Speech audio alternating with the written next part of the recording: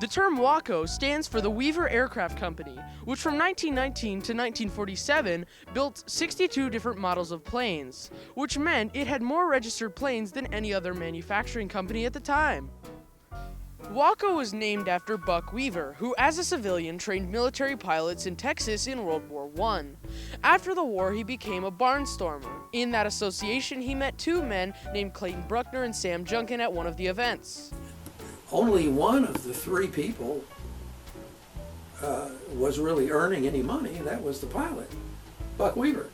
So he said, okay, we're gonna have a factory, we're gonna have a company, and we're gonna name it Weaver Aircraft Company, WACO. So that's where WACO came from.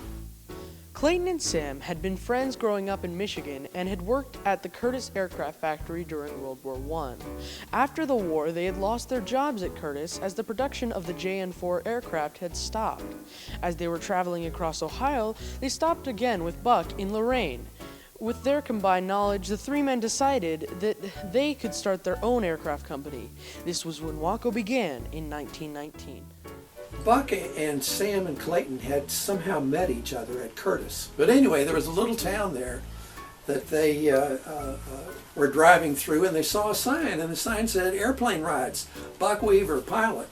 Well, they knew Buck, so this was their opportunity to do something. They stopped at the field and reinvigorated their acquaintances and got hired on by Buck as mechanics. WACO's first flyable plane design that was contributed to by all three of the men in the group was known as the Cootie. There is a replica made of the Cootie seen here in the museum.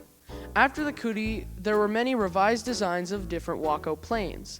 WACO's first commercial success was seen as the WACO 9, which is behind me. Now let's fast forward a bit. In 1924, Buck Weaver died from a blood infection, and 2 years later, Sam Junkin died due to a heart attack, leaving Clayton Bruckner the sole owner and CEO of WACO. He was on the frugal side, let's say.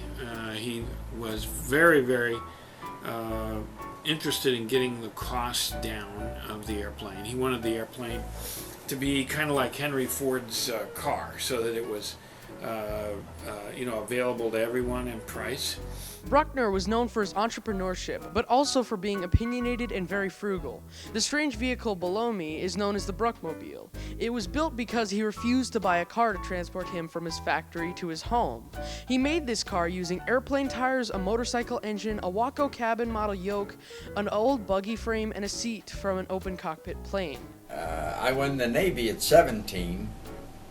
And I worked at WACO before I was 17, so obviously I was 16.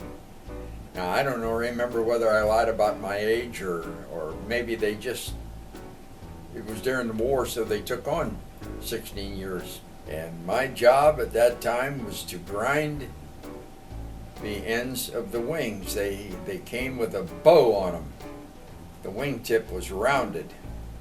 Well, the bottom was flat, or maybe it was the top that was flat, but this bow was square, and you had to feather it into the lines on the ribs and on the end of the spar. So I used a great big, we call them body grinders now, but they were a heavy piece of equipment at that time. The next thing I knew, I was transferred to a guy by the name of George Smock, who was the materials control, which is a polite name of saying stock chaser, which is also politer than gopher. But that's what I was. I became a gopher, and I enjoyed it immensely because I was all over the plant. And then I would operate the lift truck. I really thought I'd died and gone to heaven because I'd been working by the day for farmers for $1 a day, and I was getting 35-40 cents an hour, something like that. Man, that was big money. The glider contract with the U.S. government was fought for by many aviation companies. Obtaining the glider contract was a very big deal for WACO, and it kept them in business during the war. When the war ended, WACO found it difficult to compete with other companies in the nation that had been building and refining engines for the World War II planes. And then after the war ended, they didn't have the newest technology because the glider did not incorporate engines or any of that technology. And so what happened was they came out of World War II very much behind the curve. And other companies that you know of, like Boeing and North American and Lockheed and those companies, they built the fighters and the bombers in World War II, and they came out of the war very, very ready to compete and much more competitive than WACO. The tech had advanced far ahead of them during those years, and WACO wasn't able to regain its competitive edge in the airplane manufacturing industry. Sadly, in 1947, WACO built its last plane.